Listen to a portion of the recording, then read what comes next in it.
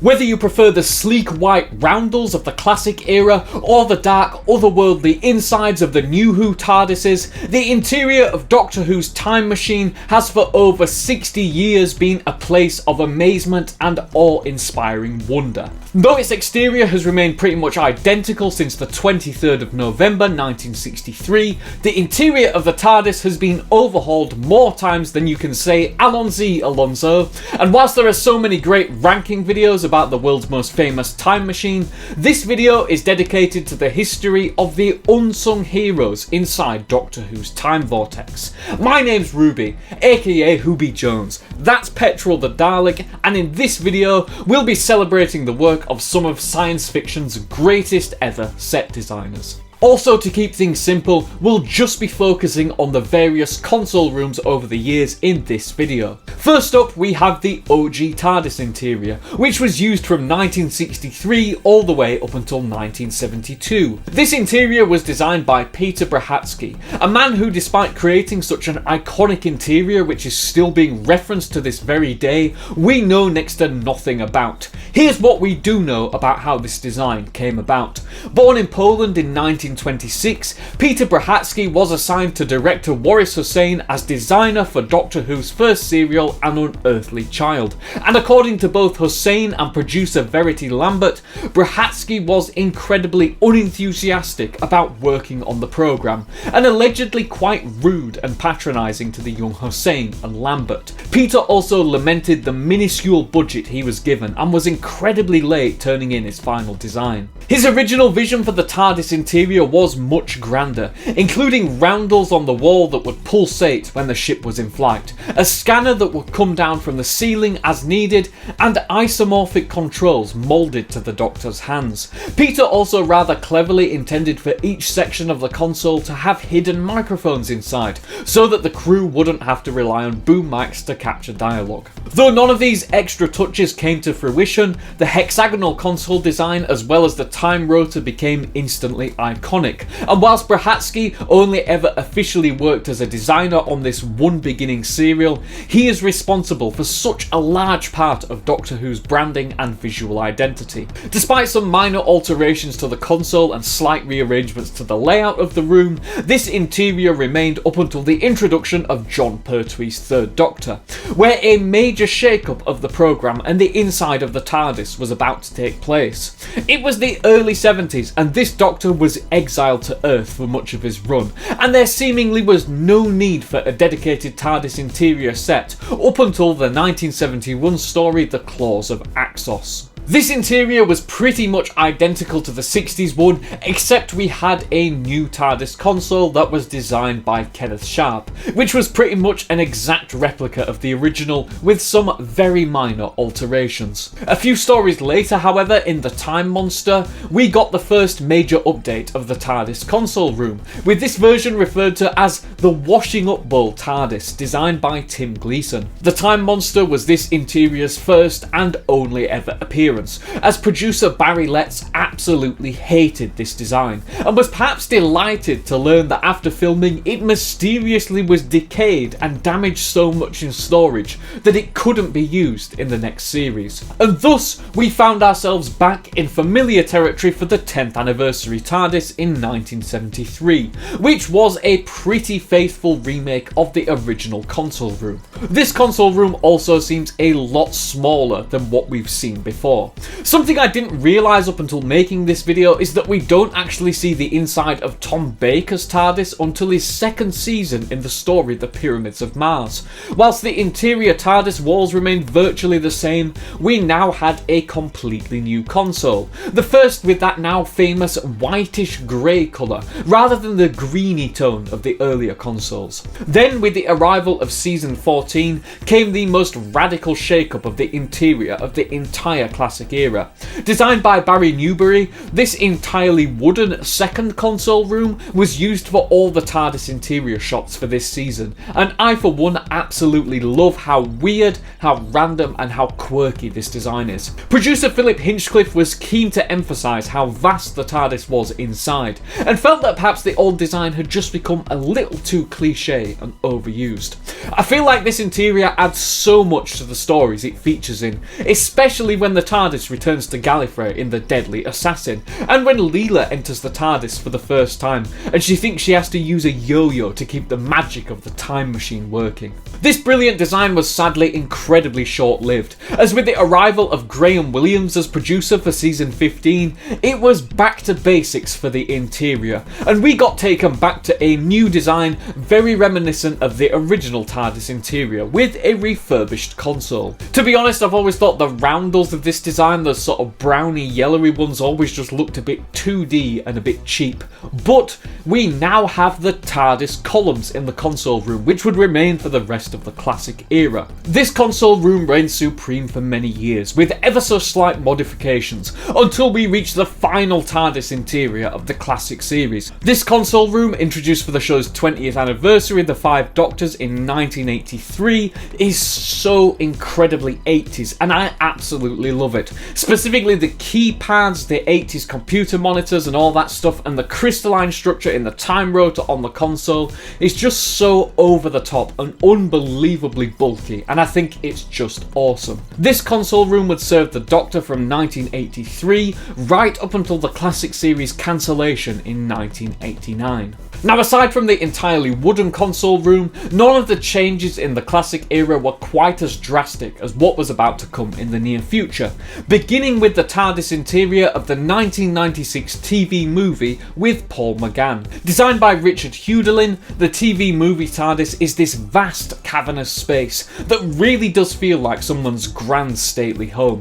Despite being presented as seemingly infinite in dialogue and some clever scenes, the TARDISes of the classic era all feel somewhat claustrophobic, but this one really does feel infinite, exciting and alive. Producer Philip Siegel really had to fight to get the TARDIS in the TV movie, and I'm so thankful he did, because it really is a sight to behold, and it's a crying shame that it only got 90 minutes of screen time. It would be 9 more years before the next TARDIS interior arrived on our TV screens, this time piloted by Christopher Eccleston. This time production designer Edward Thomas was at the helm and took a completely new approach to the design of the console room. His thought process was that if the Doctor had really been travelling in it for 900 years, then it would be a real mishmash of components from all different time periods and eras that he'd hacked together to keep it running. Funnily enough, it reminds me of Star Wars a little bit, with that whole second-hand future aesthetic, and all the shots with Eccleston and Tennant with their faces glowing in the time rotor in the middle are just so atmospheric and gorgeous. I'm biased because I grew up with it, but I love how busy and random this console room is, and the igloo-like dome aesthetic is just so visually pleasing. This TARDIS interior served Doctor Who for the entire run of showrunner Russell T Davies, but with a total reinvention on the horizon with Stephen Moffat as showrunner and Matt Smith as the Doctor, Edward Thomas had the unenviable task of trying to one-up his previous work. It was Thomas and Stephen Moffat who came up with the idea that the TARDIS itself could also regenerate along with the Doctor, which has now become an accepted part of New Who lore. Moffat also wanted this next console room to really reflect the zanier and more alien character of Matt Smith's Doctor. It's funny because when researching this, I read that Matt Smith's TARDIS set was actually larger than its predecessor, but to me it never actually looked that way, and I'd always felt it was a tad smaller, but hey ho. With the previous interior, you could look at it and you could sort of imagine how it was built and constructed, but Smith's first TARDIS has such a fluid energy to it and this cleaner, sleeker polish, more akin to a classic TARDIS, that really makes it feel alien and impossible. This interior reigned supreme until Christmas 2012, with the broadcast of the episode The Snowmen bringing in the most radical redesign of the new series so far. Gone was the mysteriously warm optimism, and in its place was a colder, more mechanical and industrial design. Taking over from Edward Thomas was designer Michael Pickwoad, whose dad actually acted alongside William Hartnell in the Doctor Who story The War Machines.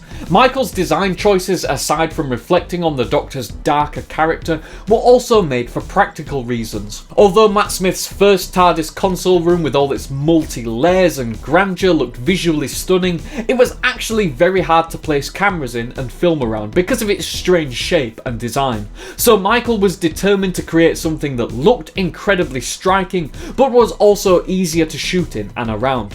At this point, the interior of the War Doctor's TARDIS from the 50th anniversary story should also get an honourable mention. This interior was once again made by our boy Michael Pickwoad and is the perfect amalgamation and mashing together of the 7th and 9th Doctor's console rooms. As we rolled into 2014 with the then new Doctor Peter Capaldi, Pickwoad's interior from season 7B remained virtually the same, and in my humble opinion this interior suits Capaldi's darker Doctor so much more than Smith's. We had a few light cosmetic changes, mainly the darker and moodier lighting, and of course Capaldi's great props like the chalkboard and all that other goodness added in. Michael's other big innovation was those lovely rotating rings at the top of the time rotor that make you believe that we're really moving through time and space. All good things, however, must come to an end, and after 3 great seasons, Capaldi and Moffat were out and Jodie Whittaker and Chris Chibnall were in.